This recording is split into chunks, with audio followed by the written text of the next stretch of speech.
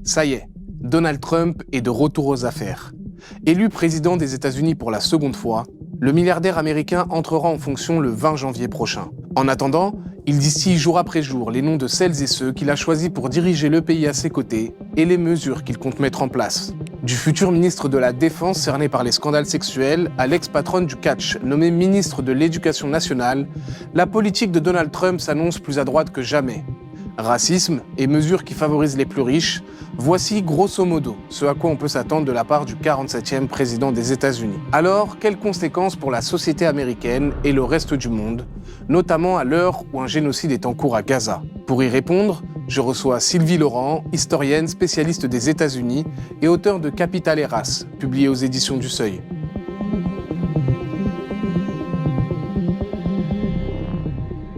Bonjour Sylvie Laurent. Bonjour. Comme je l'ai dit en introduction, vous êtes historienne, spécialiste des États-Unis.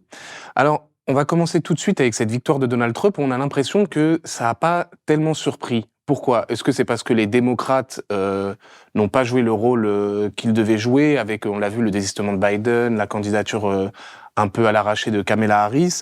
Ou est-ce que c'est parce qu'aux États-Unis, on adhère réellement aux idées de Donald Trump? Alors moi, je suis pas complètement sûre qu'on n'ait pas été surpris de la victoire de Donald Trump. Certainement, a posteriori, les gens se disent que voilà, il y avait une espèce de force inéluctable qui l'amenait à la victoire. En réalité, jusqu'au dernier moment, les démocrates ont pensé qu'ils allaient gagner. Ça a été sans doute leur grande erreur. Et pour répondre à la deuxième partie de votre question, l'adhésion à Donald Trump, elle est solide. Elle est profonde, mais elle touche la moitié de la population américaine. La question qui se pose, c'est qu'est-ce qui fait qu'on passe d'une première élection en 2016, où ça se gagne à quelques dizaines, milliers de voix dans une poignée de comtés, à la victoire de la majorité du corps électoral. Petite victoire, c'est pas un raz-de-marée, mais c'est une victoire nette. Et la réponse est assez simplement un effondrement du soutien à la candidate démocrate et une abstention importante. Donc la politique étant une dynamique, il y a oui un socle solide pour Donald Trump et pour les républicains qui s'est solidifié au fur et à mesure des années, et moi je pense que c'est principalement depuis le Covid, on en reparlera, et simplement une fragilité qui s'est révélée du Parti démocrate et de la candidature de Kamala Harris, qui mérite aujourd'hui réflexion, et qu'on fasse un petit peu l'autopsie de ce qui s'est passé, et c'est certainement ce que la gauche américaine et le Parti démocrate, entendu comme centre-gauche, va s'atteler à faire dans les prochains mois et les prochaines années. En quoi le Parti démocrate a péché? Ils n'étaient pas assez à gauche? Alors ça, c'est ce que disent les gens de la gauche du Parti démocrate et un certain nombre d'intellectuels. Ce qu'on sait, c'est qu'il y a des signes qui n'ont pas été entendus par le Parti démocrate. Déjà, structurellement, le Parti démocrate est une institution problématique depuis des dizaines d'années, qui a tenté de rassembler la vieille tradition d'une population à la fois constituée des minorités, des progressistes, de la petite classe moyenne, de ce qu'il reste de la classe ouvrière syndiquée, avec l'essentiel de Wall Street, des grands donateurs, des gens qui soutiennent les interventions militaires à l'extérieur des États-Unis. Donc c'était déjà une espèce de coalition un petit peu informe dans laquelle la ligne était difficile à retrouver. Et puis ce qu'on sait par ailleurs, c'est que la campagne a eu une stratégie hyper centriste, consistant à penser que les menaces sur la démocratie, la défense du droit à l'avortement, l'hyper-diabolisation de Donald Trump allaient suffire à faire oublier la fragilisation économique, sociale, culturelle et politique de la population, le traumatisme du Covid, qui est toujours là et qui a été très largement sous-estimé, la blessure infligée à la crédibilité politique du Parti démocrate par un Joe Biden extrêmement vieillissant, impotent, n'étant plus à l'écoute, donnant l'image d'une faiblesse considérable. Right after I was elected, I went to what they call a G7 meeting, all the NATO leaders. And I sat down and I said, America's back. And Mitterrand from from France looked at me and said, said, you know, how long are you back for? Et puis, une incohérence assez profonde. C'est-à-dire que les démocrates ont fait campagne sur la défense de la démocratie, tout en soutenant à bout de bras l'effort militaire en soutien à Israël, au mépris des principes élémentaires de la démocratie et des droits de l'homme, qu'ils ont défendu un bilan qu'ils pensaient glorieux des performances économiques des États-Unis, alors que l'inflation sur l'alimentaire, sur les transports, sur l'énergie et sur le fait de se loger précarisait considérablement les Américains.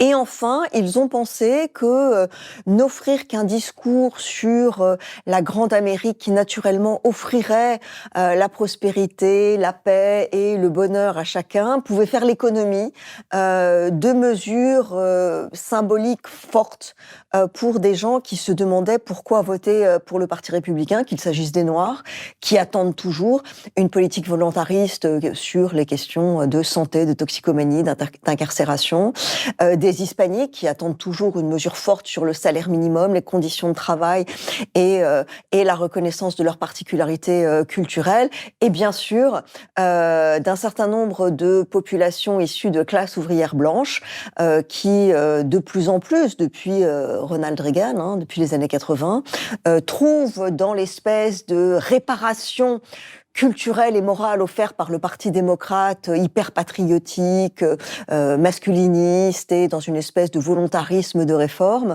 une maison plus accueillante que le Parti démocrate. C'est-à-dire qu'il y a au fur et à mesure des années un certain nombre de fragilités du Parti démocrate qui a été masqué par le phénomène Barack Obama, qui a remobilisé la population américaine et qui a fait du Parti démocrate quelque chose qui subitement redevenait pertinent. Et tout ça s'est tranquillement évanoui après le départ d'Obama en 2016, et le second souffle n'est pas venu. Il n'est pas venu de Joe Biden et il n'est pas venu de Kamala Harris. Alors justement, est-ce que vous pouvez nous dire quels sont les points essentiels de la politique de Donald Trump? Et on dit qu'il est au Parti républicain, mais est-ce qu'on peut le qualifier d'extrême droite? On peut sans aucun doute possible le qualifier d'extrême droite, et plus encore, on peut qualifier le Parti républicain de plus grand parti d'extrême droite des pays occidentaux. C'est quelque chose que j'écris et que je dis depuis maintenant plusieurs années et qui suscite toujours une espèce de scepticisme et de surprise de la part des gens qui lisent cela. Et pourtant, on a désormais des études faites par des organismes indépendants qui comparent les programmes d'un certain nombre de partis d'extrême droite partout dans le monde et qui ont simplement sur un point de vue de mesures politiques et de plateformes programmatiques, situer le Parti républicain des États-Unis à la droite de l'AfD allemande aujourd'hui. Juste pour vous donner un curseur du fait que le Parti républicain est non seulement un parti d'extrême droite, mais qu'il se situe dans la constellation des partis d'extrême droite, à la droite du Rassemblement national, par exemple, à la droite de Nigel Farage ou d'un certain nombre de partis d'extrême droite nordiques ou scandinaves, et qu'il est très résolument dans une disons une constellation plus Orban, AfD, quelque chose de véritablement réactionnaire dans son discours et dans sa politique. Notamment sur les questions d'immigration. Sur les questions d'immigration, sur les questions de démantèlement de l'État social, sur une posture anti-élite et sur une normalisation de la violence politique. Et peut-être qu'il est important de comprendre que la raison pour laquelle il faut saisir le progrès de Donald Trump et le fait qu'il soit devenu quelque chose de l'ordre de la normalité américaine, c'est que à la fois son discours de campagne, la ligne qu'il a tenue jusqu'à sa victoire et aujourd'hui ce qui se dessine avec la composition de son gouvernement, c'est d'une très grande cohérence. Il y a toujours ce problème avec Donald Trump, comme ça a pu être le cas avec Javier Milei en Argentine ou avec d'autres candidats comme ça un petit peu haut en couleur, c'est qu'on a tendance à les prendre pour des clowns, mais la dimension du bouffon, du héros de carnaval a une fonction extrêmement importante. C'est-à-dire que Donald Trump, oui, est une forme de parodie de ce que serait l'extrême droite, mais en réalité, derrière le spectacle, l'interprétation, les outrances et ce que on serait tenté de balayer d'un revers de la main, il y a une très grande cohérence politique, historique et qui va induire des transformations extrêmement importantes pour les États-Unis et qui aura des conséquences pour le reste du monde, l'Europe et l'ordre international de façon plus générale. Alors vous l'avez évoqué un tout petit peu tout à l'heure, est-ce qu'on sait qui sont les électeurs qui votent pour Donald Trump? C'est quoi? C'est généralement les blancs de la classe ouvrière, les noirs, les latinos? Alors ça, c'est ce qu'on a beaucoup raconté. Comme en 2016, ce qu'il faut avant tout comprendre, c'est que c'est l'électeur médian américain qui a voté pour Donald Trump. C'est-à-dire, c'est plutôt les hommes, mais aussi la majorité des femmes, principalement blancs, principalement son diplôme. Une fois qu'on a dit ça, on ne dit à peu près rien des spécificités, puisque 70% des Américains n'ont pas de diplôme, que 70% du corps électoral est composé de blancs, et que les hommes sont un tout petit peu moins de la moitié du corps électoral. C'est-à-dire que véritablement, c'est le centre de gravité. On cherche toujours à la marge quel serait ce petit électorat miraculeux à qui on pourrait attribuer la victoire de Donald Trump. En réalité, Donald Trump, c'est vraiment le cœur, cette espèce d'espace central de l'Amérique qui s'est décalé vers la droite depuis des années. C'est quelque chose que l'on voit depuis très longtemps et qui, là, depuis 2016, s'ancre à l'extrême droite. Cela étant dit, une fois de plus, par rapport à 2016, il y a une cristallisation, quelque chose comme vraiment une fossilisation de cette normalité de l'extrême droite américaine avec plus de 60% des hommes blancs, plus de 53% des femmes blanches, 45% des hispaniques et dans des proportions tout à fait marginales, un petit peu plus d'asiatiques et un tout petit peu plus d'hommes noirs. Mais vraiment, ça n'est pas ça, la grande masse de ce qui se passe. Ce sont principalement les gens de ce qu'on peut appeler la petite classe moyenne, la petite bourgeoisie dont le statut social est remis en cause, qui résolument se reconnaît dans un parti républicain qui est aujourd'hui ce parti d'extrême droite. Et la question est de savoir pourquoi. Comme je l'ai dit en introduction, la composition de son futur gouvernement semble inquiéter. Elle est aussi un bon indicateur de la politique qu'il compte mener. Je prends l'exemple, on a par exemple Pete Hegseth, présentateur et commentateur sur la chaîne Fox News, qui est cerné par les histoires de scandales sexuels et qui a été choisi comme futur secrétaire de la Défense. Alors, qu'est-ce que vous pouvez nous dire sur lui et qu'est-ce que ça dit de la future politique de Donald Trump? Alors peut-être... Avant tout, regardez les grandes masses, les grandes généralités, puisqu'aujourd'hui, on a à peu près le casting, on a l'ensemble des noms qui vont former ce gouvernement. Et à la fois, c'est un rassemblement un petit peu hétéroclite de tout ce qui a constitué la grande coalition qui a soutenu Donald Trump. Et en même temps, on peut dire qu'on y retrouve toutes les familles de l'extrême droite occidentale, on peut le dire, parce que l'extrême droite américaine est une métonymie de toutes les traditions d'extrême droite telles qu'elles se sont développées dans l'histoire. Et donc, il y a certains éléments saillants dans ce gouvernement qui sont pas mal incarnés, comme vous le disiez, par Pete Hegseth. D'une part, ce qui est tout à fait frappant quand on voit ce gouvernement, c'est que c'est une oligarchie.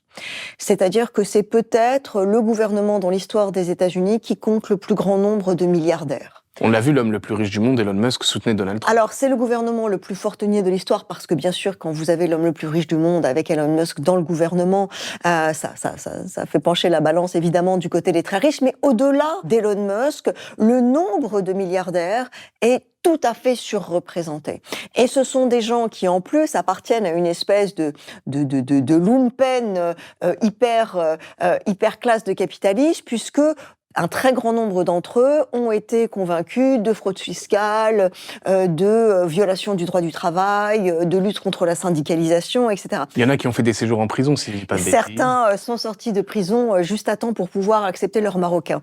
Donc il y a quelque chose de tout à fait frappant. On était il y a 5 minutes sur la question de savoir si les classes populaires avaient soutenu Trump. J'ai modéré, mais en même temps en reconnaissant qu'une population américaine très largement paupérisée avait été le socle qui qui avait fait la victoire de Donald Trump, on a cette espèce de chiasme entre une classe populaire qui soutient ce candidat et un président qui s'apprête à rentrer à la Maison-Blanche, qui forme le gouvernement qui est un gouvernement de l'hyperclasse capitaliste. Et donc, il y a quelque chose dans cette articulation qui apparaît comme une contradiction, mais qui mérite quand même qu'on s'y arrête.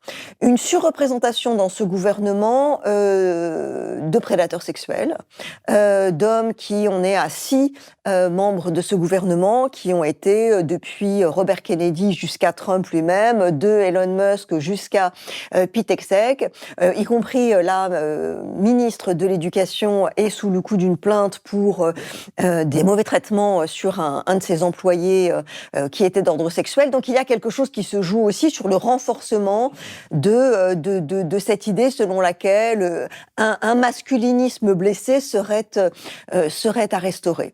Et ensuite, on constate qu'il y a une ligne extrêmement claire qui est dessinée par ce gouvernement, qui est le fait que ce qu'on a appelé le projet de capture de l'État par l'extrême droite chrétienne fondamentaliste, à la fois intellectuelle et en même temps technocratique, qui travaille en particulier auprès du projet 2000-2025 à entièrement reprendre l'État américain, non plus seulement pour le détruire, mais pour en faire un instrument de son pouvoir. Ils sont surreprésentés. Il y a à ce jour 8 membres du projet 2000-2025 qui font partie de ce gouvernement. Donc, à la fois une espèce d'auberge espagnole avec des présentateurs de télévision, des patrons de l'industrie du cash, des représentants de l'industrie crypto, beaucoup de billionnaires, et en même temps, une assez grande cohérence, c'est-à-dire un ensemble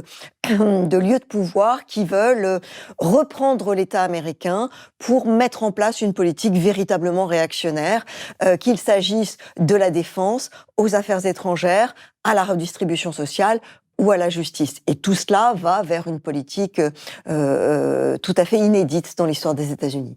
Concrètement, quelle est l'idée principale qu'a mis en avant Donald Trump dans sa politique? C'est quoi? C'est une politique anti-immigration? C'est une politique économique qui vise à mettre moins d'impôts, plus de taxes comme on l'a vu? Enfin, c'est quoi l'idée principale qui ressort de la politique de Donald Trump? Je dirais que ce qui a fait l'essentiel de la philosophie de son programme, c'est un discours consistant à dire que la grande tradition de la démocratie libérale, auquel les 2 partis politiques avaient apporté leur soutien, avec des institutions raisonnablement redistributrices, une démocratie représentative, modérément représentative, mais qui semblait fonctionner, que l'ensemble de ces institutions étaient en fait des faillites, que cette espèce de balance des pouvoirs, que le respect des normes et des conventions, ça avait amené la faiblesse fondamentale et la décadence de l'Amérique. Et donc, ce qu'il propose, c'est de se débarrasser de tout cela, se débarrasser du partage des pouvoirs, du fait que la presse puisse avoir une liberté d'expression, que le Congrès puisse avoir son mot à dire sur les décisions qui sont prises, qu'il faille négocier avec les partenaires. Ce qu'il propose, c'est une politique de la force, du rapport de force, mais aussi de centralisation du pouvoir, dans laquelle lui décidera de quel budget sera alloué à quelle politique, et que par cette espèce de volontarisme délesté des normes du droit et du respect d'un certain nombre de normes, il allait améliorer la vie des Américains. Vous le promettez devant l'Amérique ce soir, en aucun cas vous n'abuserez de votre pouvoir pour vous venger? Seulement le premier jour. J'adore. Il me demande, vous n'allez pas devenir un dictateur, n'est-ce pas? Et je lui réponds, non, à part le premier jour. Il est illégal de déporter des millions d'Américains parce qu'ils sont basanés ou qu'ils ont des noms à consonance hispanique, parce qu'il faut d'abord que leur dossier soit étudié et que des agences spécifiques disent si on a le droit de les mettre dans des camions et de les renvoyer du côté de la frontière. Trump propose d'envoyer l'armée pour opérer des raids de millions de gens et les envoyer sans coup férir de l'autre côté de la frontière. Il veut mettre fin au droit du sol aussi. Il veut réformer le 14e amendement des États-Unis, qui est sacro-saint dans la Constitution américaine depuis son adoption au lendemain de la guerre civile. On dit qu'il faut respecter les accords internationaux passés avec le partenaire des États-Unis. Il a désormais une relation qui est plus qu'une relation de pouvoir et d'autorité. Il a un désir de féodalisation du reste des puissances mondiales à la volonté des États-Unis. On dit qu'il y a des accords commerciaux. Il décide qu'il va augmenter les taxes sur les produits d'importation chinois ou canadiens ou européens de 20, 30, 40, 50, 60%. C'est-à-dire qu'il y a derrière cette idée selon laquelle il va être cette espèce de grande puissance qui, du simple fait de sa volonté, va changer la vie des Américains.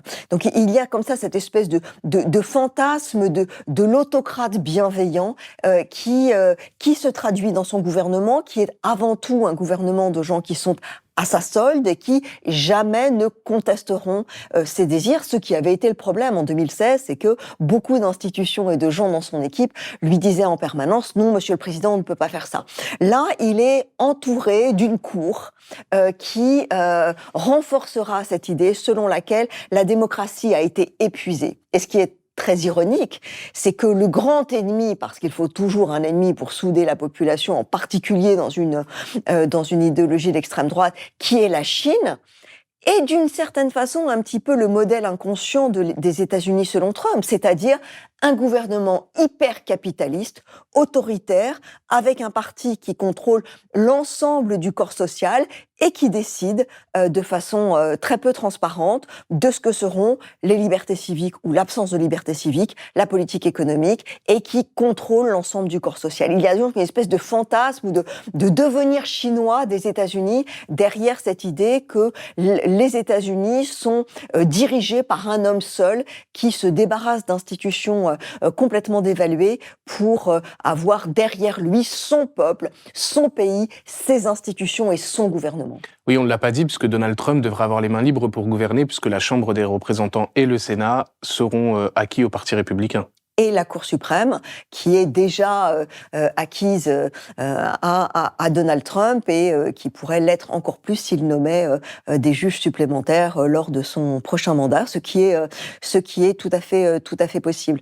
Donc la question, c'est qu'est-ce qui fait que le consentement à cet autoritarisme a semblé suffisamment solide en 2020 pour que les gens votent pour lui, et jusqu'à quel point il y aura une convergence de l'intérêt de la classe capitaliste, peut-être qu'on en reparlera, avec les plus fragilisés, les plus aliénés dans la population, pour soutenir cette présidence et lui permettre de mener à bien ce qu'elle a annoncé.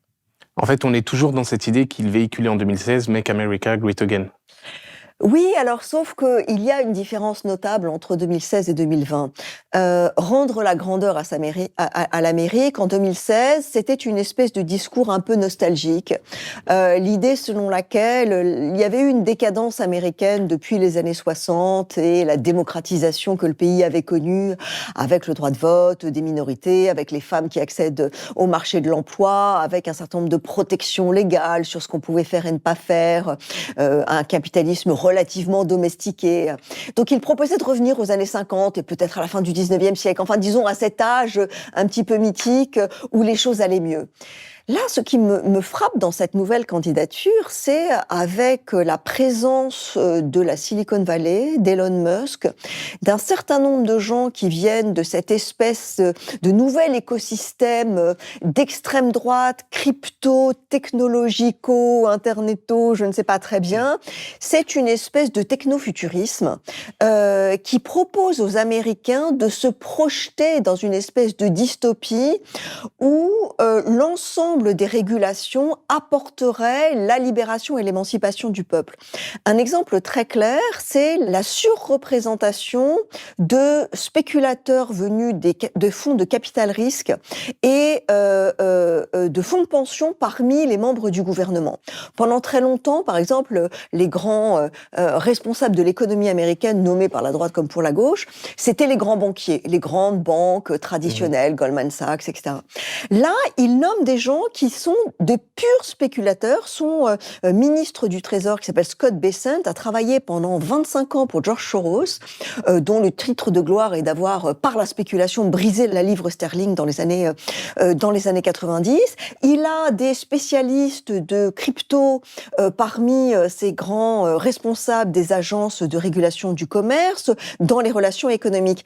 Et donc, ce que l'on voit, c'est qu'il s'agit pour ce nouveau capitalisme un petit peu gangster, un petit peu rebelle, d'intégrer une nouvelle parole selon laquelle Internet, la crypto, cet espace de la virtualité où il n'y aura plus aucune règle, simplement le rapport de force, l'état de nature, apportera la libération. Et Elon Musk, évidemment, est la grande figure de tout cela, c'est-à-dire faire main basse sur l'argent public, déréguler, pouvoir lui-même créer une monnaie qui n'est pas la monnaie de l'État, un président qui n'est pas soumis aux règles de l'État, et une espèce comme ça ils sont très fascinés par la science-fiction, par une espèce comme ça de gouvernement de l'extrême droite du futur, qui donnerait l'idée que l'Amérique serait complètement libérée si la pure liberté, telle que les libertariens l'avaient fantasmée, était réalisée. Et cet aspect techno-futuriste me semble tout à fait nouveau. D'ailleurs, on l'a vu, le Bitcoin vient de passer la barre des 100 000 $, notamment grâce à l'élection de Donald Trump.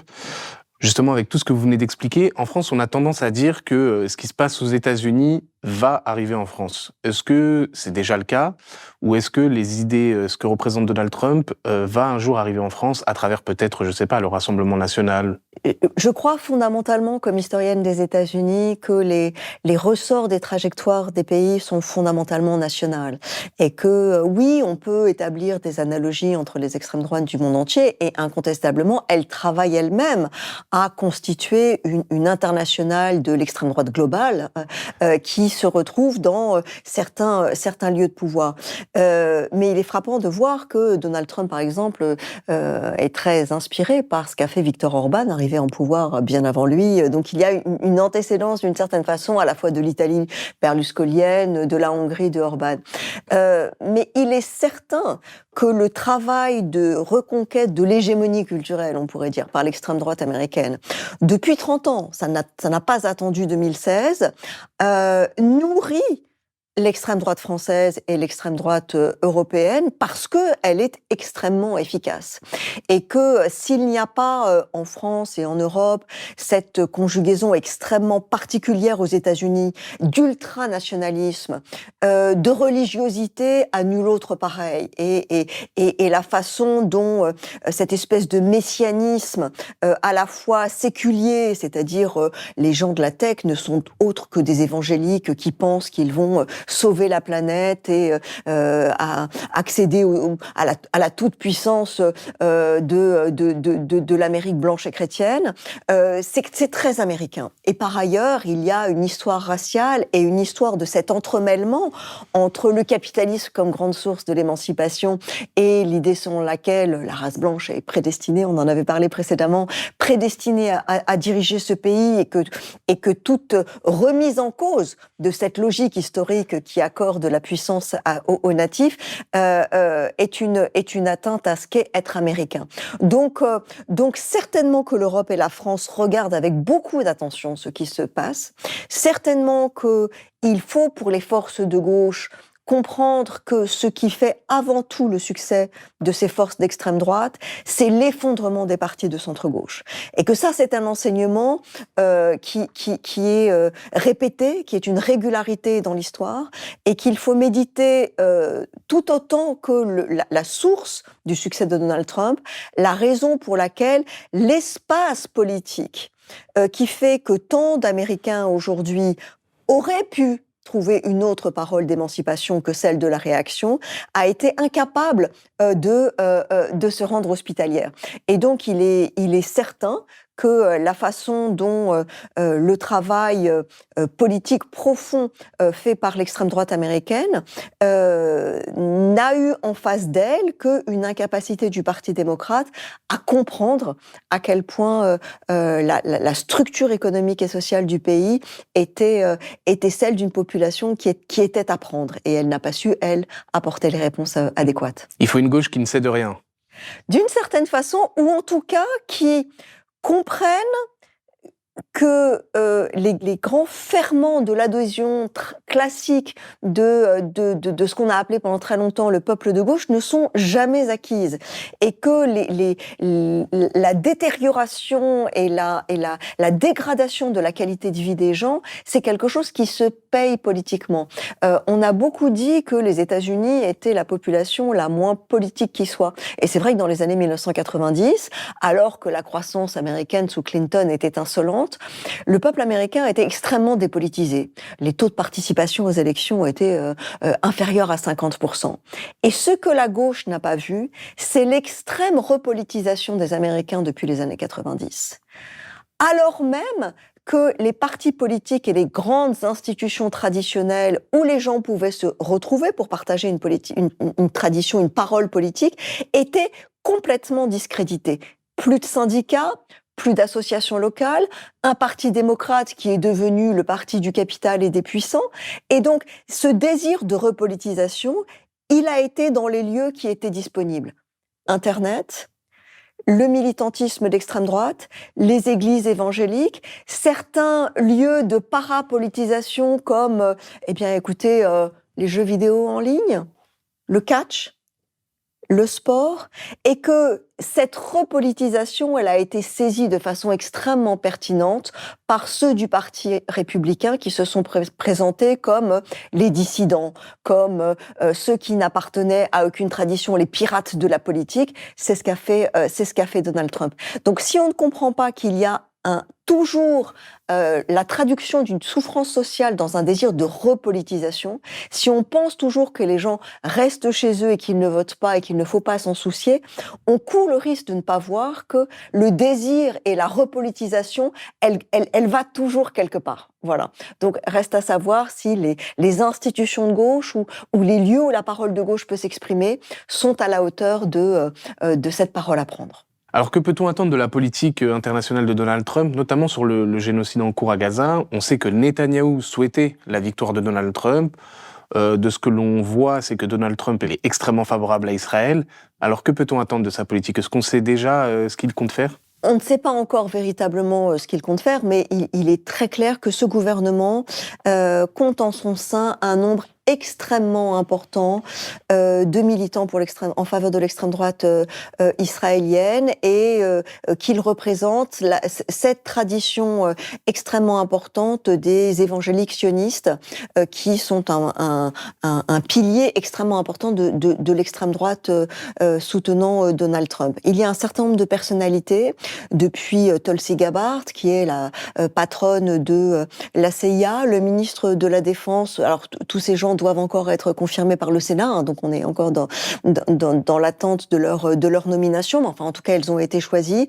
Le ministre de la Défense, Pete Hegseth, dont vous avez parlé, qui a dans son livre de mémoire, il a été soldat en Afghanistan et en Irak, expliqué à quel point il fallait mener une croisade morale contre l'islam, et qui a été surpris en état d'ébriété, expliquant qu'il fallait tuer tous les musulmans et que la Palestine n'existait pas. L'idée que la Palestine n'existe pas est aussi quelque chose qui a été prononcé par le ministre qui sera, la personnalité qui sera l'ambassadeur des États-Unis en Israël, qui s'appelle Mike Huckabee, qui est un très très grand militant de la recolonisation des territoires occupés et bien sûr de Gaza. Un certain nombre de personnalités dans l'entourage proche, parmi les ambassadeurs, sont des gens qui, y compris le Hongrois qui s'appelle Gorka, qui est un ancien de l'extrême droite hongroise, qui fait partie des services d'intelligence, qui lui aussi a expliqué qu'historiquement, la Palestine n'existait pas. On est donc dans une logique extrêmement claire de soutien à la politique la plus annexionniste, la plus brutale et la plus génocidaire. Ce qui, d'une certaine façon, est un petit peu paradoxal, puisque Joe Biden a été sans doute le président qui a été le meilleur allié de Netanyahou depuis le début de cette guerre génocidaire. Mais certainement, il y a dans cette volonté de surtout en aucun cas ne se sentir tenu par l'outrage international, par bien sûr le tribunal pénal international, l'amoncellement de rapports qui donnent substance à l'idée d'un nettoyage ethnique et de crimes contre l'humanité. On sait qu'avec Trump, aucune de ces indignations internationales et de ces condamnations juridiques n'auront de prise. Dans le même temps, est-ce que Donald Trump veut s'engager dans une guerre de très long terme au Moyen-Orient? C'est aussi peut-être le paradoxe. Il a une image quand même de non-interventionniste et en tout cas au Moyen-Orient, on a le sentiment qu'avec Donald Trump, ça sera moins pire qu'avec Biden. Ce qui est certain, c'est qu'il ne veut pas engager à nouveau les États-Unis dans des guerres impériales, ce que les néoconservateurs du Parti démocrate comme du Parti républicain ont fait. Et ce qui est intéressant dans ce gouvernement, c'est qu'il y a 3 anciens soldats de carrière. Et c'est quelque chose qui n'a pas été assez relevé, qui est que J.D. Vance, le vice-président, Tulsi Gabbard, la patronne de la CIA, et Pete Hegseth, ministre de la Défense, sont 3 personnes qui ont passé 20 ans de leur vie sous l'uniforme en Afghanistan et en Irak. Et que ces 3 personnes, plutôt que d'être des avocats des guerres impériales, du fait qu'il fallait lutter contre les dictateurs, récupérer le pétrole et aller fabriquer de la démocratie dans ces pays, sont 3 personnes extrêmement critiques de ce que George Bush a fait en Irak, des guerres en Syrie, de ce que les généraux ont imposé à la population américaine. C'est-à-dire qu'ils sont à la fois dans un esprit de croisade civilisationnelle, mais en même temps, ils se défient de l'élite de l'armée américaine qui aurait perdu le pays. Et donc, on est dans une espèce de fabrication un petit peu monstrueuse où ils veulent mener la croisade, mais ils ne veulent pas que les soldats américains mènent concrètement la croisade sur le terrain. Donc, on peut penser qu'ils vont soutenir, comme l'a fait Biden, par procuration, le gouvernement israélien, mais mais c'est la formule qu'ils utilisent, qu'ils finissent le boulot au plus vite.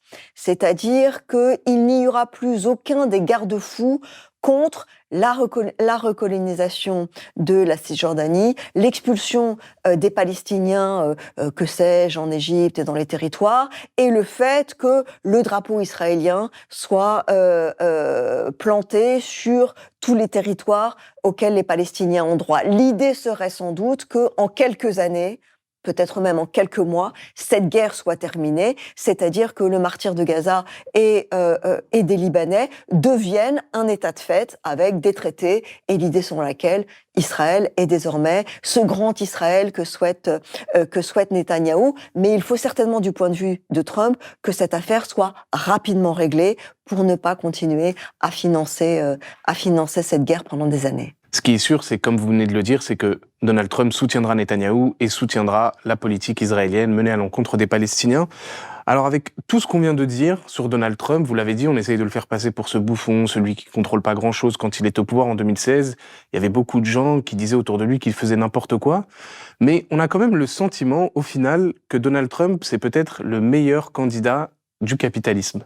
Alors, c'est certain, à la fois oui, et en même temps avec peut-être une petite nuance. C'est-à-dire que ce que montre Donald Trump, c'est la tension extrêmement forte au sein de ce qu'on pourrait appeler la classe capitaliste. On va utiliser le vieux jargon un peu marxiste. C'est-à-dire que, rappelons quand même que Kamala Harris a réussi à récolter davantage de milliards de dollars que Donald Trump. Et que donc, traditionnellement, la classe capitaliste américaine, qui ne met jamais ses œufs dans le même panier, finance tout autant le Parti démocrate que le Parti républicain. Ce qui est particulier, j'en ai parlé un petit peu tout à l'heure, c'est que il y a des divisions, des fractures au sein de la classe capitaliste américaine. Il y aurait 2 catégories de capitalistes. Il y a ceux pour lesquels le système des démocrates néolibéral que Clinton, puis Obama, puis Biden ont laissé se développer, c'est-à-dire le creusement insensé des inégalités, de la redistribution des classes populaires vers les élites. Ce système marche très bien pour eux. On peut dire les anciennes élites de Wall Street, les grandes banques, l'industrie de la croissance verte, les panneaux solaires, la voiture électrique, etc.